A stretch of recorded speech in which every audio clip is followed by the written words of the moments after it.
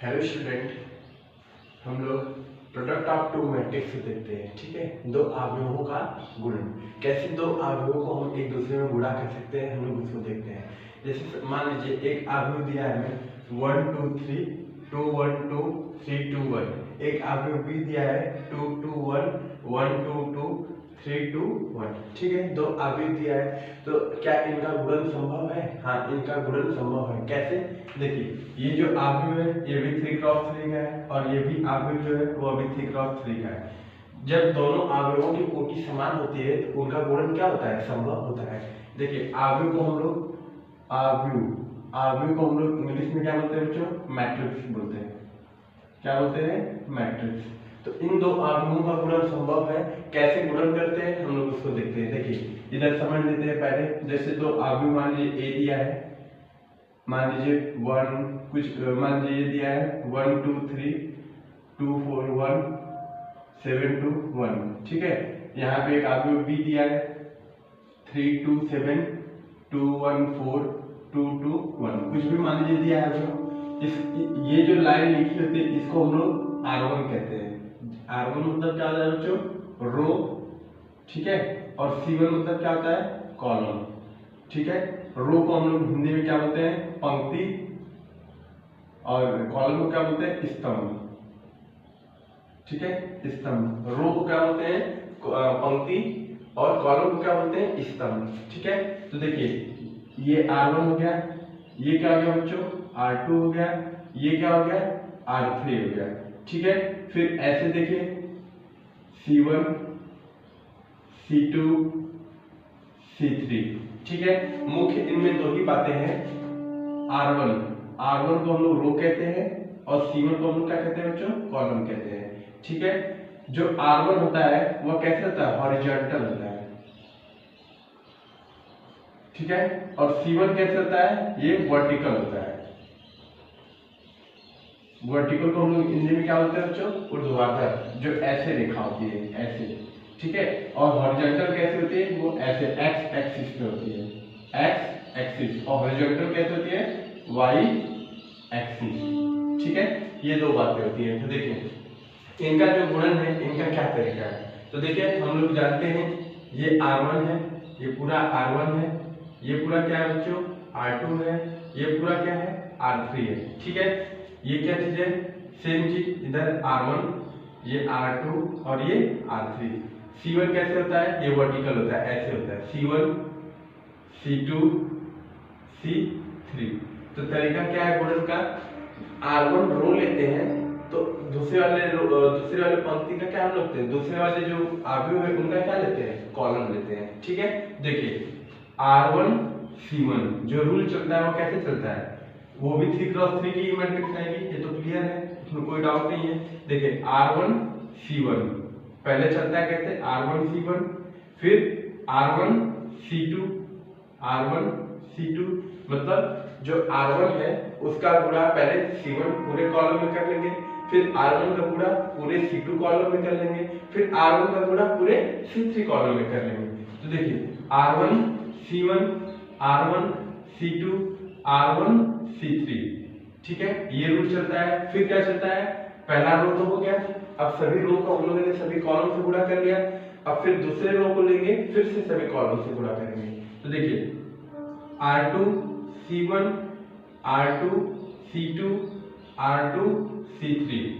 ठीक है, फिर R3 C1 R3 C2 R3 C3। ठीक है, इस तरीके से हम लोग दो अवयवों का गुणन करते हैं। ठीक है, अब देखिए दो अवयवों का गुणन हम लोग कर लिए, अब हम लोग रूल के अकॉर्डिंग इसको मल्टीप्लाई करते हैं। ठीक है, कैसे? देखिए R1 C1, ये R1 है, ये C1 है, तो 1 का गुणा किसमें करेंगे? 2 में। तो 1 2 जा 2 1 जा 2, फिर कौन सा साइन लगता है बच्चों? प्लस का लगता है। फिर कौन सा साइन लगता है? प्लस का लगता है। फिर R1 C1, तो पूरा C1 में करेंगे, तो 1 का गुणा 2 में हो गया, फिर 2 का गुणा नेक्स्ट, जैसे ये पहला है तो पहले से, इसका जो दूसरा है इसके दूसरे से, इसका जो तीसरा है इसके तीसरे वाले अवयव से मल्टीप्लाई करेंगे। तो देखिए 2 1 जा 2, फिर प्लस का साइन लगाएंगे, फिर 2 1 जा 2, फिर प्लस का साइन लगेंगे, फिर 3 3 जा 9, ठीक है। R1 का C1 में हम लोग कर लिए, फिर R1 का किसमें करेंगे बच्चों, C2 में करेंगे। तो ये R1 है, ये C2 है, C2 ये है। देखिए 2 1 जा R1 का C2 में, तो 2 1 जा 2, ठीक है। फिर 2 2 जा 4, फिर 3 2 जा 6, यहाँ पे कौन सा साइन लगेगा, प्लस का, 3 2 जा 6। फिर R1 का C3 में, ये C3 है, R1 C3, तो 1 1 जा 1 प्लस 2 2 जा 4 प्लस 3 1 जा 3। तो हम लोगों ने R1 के जितने भी अवयव थे उसको हम लोगों ने C1 से मल्टीप्लाई कर दिया। अब हम लोग R2 को फिर से C1 से मल्टीप्लाई करेंगे जैसे रूल में लिखा हुआ है। देखिए तो R2 C1, तो 2 2 जा 4 प्लस 2 2 जा 4 हो गया बच्चों, फिर 1 1 जा 1 प्लस फिर 3 2 जा 6, ओके। फिर R2 का C2 से, तो 2 2 जा 4 प्लस 2 1 जा 2 प्लस 2 2 जा 4, ठीक है। फिर R2 का C3 से, 2 1 जा 2 प्लस 2 2 जा 4 प्लस 3 3 1 जा 3, ठीक है। R1 का हम लोगों ने C1 से कर लिया, फिर R1 का C2 से कर लिया, फिर R1 का C3 से कर लिया। सिमिलरली इसी तरीके से R2 का हमने C1 से कर लिया, फिर R2 का C2 से कर लिया, फिर R3 का C3 से कर लिया। उसके बाद फिर अब हम लोग R3 का C से करेंगे। तो देखिए 3 2 जा, जैसे रूल में लिखा है R3 C1, ये R3 है, ये C1 है, तो 3 2 जा 6 प्लस 2 1 जा 2 प्लस 3 1 जा 3, ठीक है। सिमिलरली फिर R3 का C2 से करिए, देखिए जैसे रूल में लिखा है R3 C2, तो 3 2 जा 6 प्लस 2 2 जा 4 प्लस 2 2 जा 4 प्लस 2 1 जा 2, ठीक है।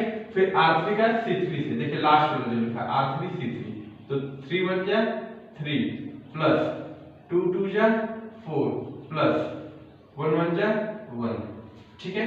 अब सभी को हम लोग क्या कर देंगे, ऐड कर देंगे। तो देखिए इधर हम लोग मल्टीप्लाई कर देते हैं, करिए तो इधर ऐड कर लेते हैं। इसके बाद का स्टेप बच्चों इधर है, देखिए 9 2 11 11 टू 13, इधर 13 हो गया, ठीक है। फिर 6 4 10 10 टू 12, इधर 12 हो गया।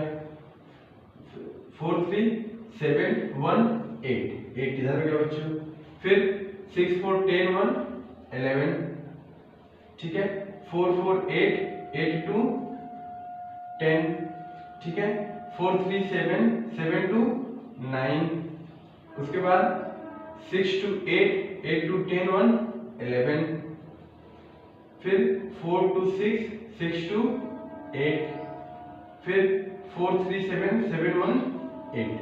तो ये हो गया हमारा 3x3 का आव्यूह मैट्रिक्स। 3x3 की क्या होगी, मैट्रिक्स। ऐसे हम दो अगर आव्यूह को इंग्लिश में मैट्रिक्स कहते हैं, जब दो मैट्रिक्स दिया उनका गुणन करना है तो सबसे पहले हम ये देखेंगे कि उनकी कोटि क्या है। कोटि क्या होती है, कोटि जो यहाँ लिखी होती है बच्चों, इसी को हम कोटि कहते हैं। इसको हम लोग हिंदी में क्या कहते हैं, कोटि, और इंग्लिश में क्या कहते हैं, ऑर्डर। क्या बोलते हैं बच्चों, ऑर्डर। जो किस ऑर्डर की होती है, m क्रॉस n। m क्या शो करता है, रो को, ठीक है, और n क्या शो करता है बच्चों, कॉलम, ठीक है। ये रो और ये कॉलम। तो इस तरीके से हम लोग दो आव्यूहों का गुणन करते हैं, ठीक है। Thank you so much.